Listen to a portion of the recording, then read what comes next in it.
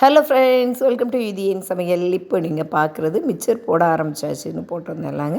First வந்து அந்த save மாதிரி போட்டுட்டு அதுக்கப்புறம் காராப்பூந்தியும் போட்டு தனியாக எடுத்து வச்சுட்டேன். அதுக்கப்புறம் பார்த்தீங்க அப்படின்னாச்சுன்னா வேர்க்கடலையை வந்து வறுத்து எடுத்து வச்சுட்டு அதுக்கப்புறம் பொட்டுக்கடலை. நார்மலாக பொட்டுக்கடலை வந்து நல்லா உங்களுக்கு கிறிஸ்பியாக தான் இருக்கும். இருந்தாலும் நம்ம ஆயிலில் போட்டு எடுக்கும்போது இன்னும் நல்லா சாஃப்டாக நல்லா மொறுமொறுப்பாகவும் டேஸ்ட்டாகவும் இருக்கும். அதுக்காக போட்டு எடுத்துருவேன் நான்.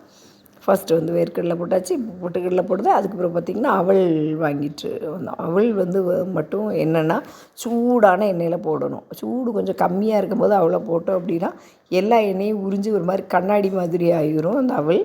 அந்த மாதிரி பொரி மாதிரி நல்லா பொரிஞ்சு வராது. அதனால் நல்லா சூடான எண்ணெயில் வச்சு அவல் மட்டும் எப்போவுமே வந்து மிக்சர் போட்டிங்கன்னா பொரித்து எடுத்துருங்க. அதுக்கப்புறம் பார்த்திங்கன்னா லாஸ்ட்டாக வந்து கறிவேப்பிலை அதையும் போட்டுட்டாச்சு. நார்மலாக வந்து என்னென்னா சிலவங்க வந்து பூண்டு இடித்து அதையும் வந்து எண்ணெயில் ஃப்ரை பண்ணி போடுவாங்க. அது இன்னும் டேஸ்ட்டாக இருக்கும். ஆனால் மோஸ்ட்லி ஒரு சிலருக்கு வந்து பூண்டு டேஸ்ட்டு பிடிக்காது. அதனால் நான் போட மாட்டேன். அவ்வளோதான், மிச்சருக்கு எல்லாம் ரெடி.